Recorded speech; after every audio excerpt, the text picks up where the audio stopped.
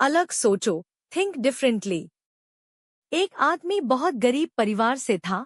वह बहुत दिनों से नौकरी की तलाश कर रहा था, लेकिन उसे अपने शहर में नौकरी नहीं मिल पा रही थी।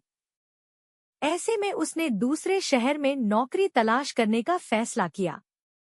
उसने अगले ही दिन ट्रेन पकड़ी और दूसरे शहर की तरफ निकल गया। उसकी माँ ने एक टिफिन में रोटियां रख दी थी। वह आदमी इतना गरीब था कि उसके घर में सब्जी नहीं बनती थी क्योंकि सब्जियों के लिए पैसे नहीं थे। ऐसे में बस उसकी माँ ने रोटियां ही बनाई थी और उसको टिफिन में रख दी थी। जब उसका आधा सफर तय हो गया तो उसे भूख लगी।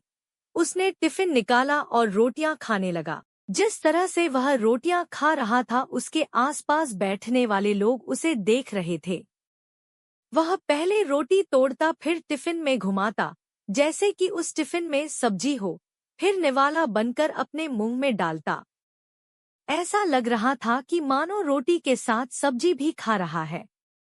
लोग उसे हैरान से देख रहे थे। वह ऐसा क्यों कर रहा है, उन्हें समझ नहीं आ रहा था। एक आदमी ने उससे पूछ ही लिया कि भाई, तुम्हारे पास में केवल रोटी ही है, तो तुम रोटी को घुमाकर मुंह में क्यों डाल रहे हो?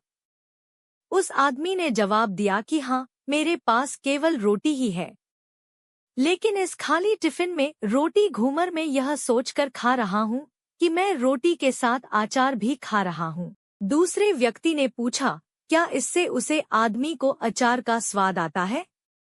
उस आदमी ने कहा कि मैं रोटी अचार सोचकर खा रहा हूँ, तो मुझे स्वाद भी आ रहा है।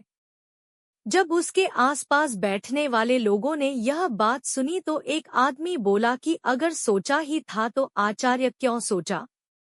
मटर पनीर या शाही पनीर सोच लेते। इस तरह तुम उन सब्जियों का भी मजा ले पाते। तो दोस्तों, इसे हमें यह सीख मिलती है, बड़ा सोचो तभी सफलता बड़ी होगी।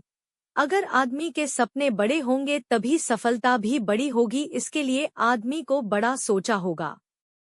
जिंदगी में अगर कुछ बड़ा करना है तो आदमी को अपनी सोच बड़ी रखनी चाहिए। अगर आदमी के सपने बड़े होंगे तभी सफलता भी बड़ी मिलेगी, लेकिन शुरुआत हमेशा छोटी से ही होती है। बूंद बूंद से समंदर,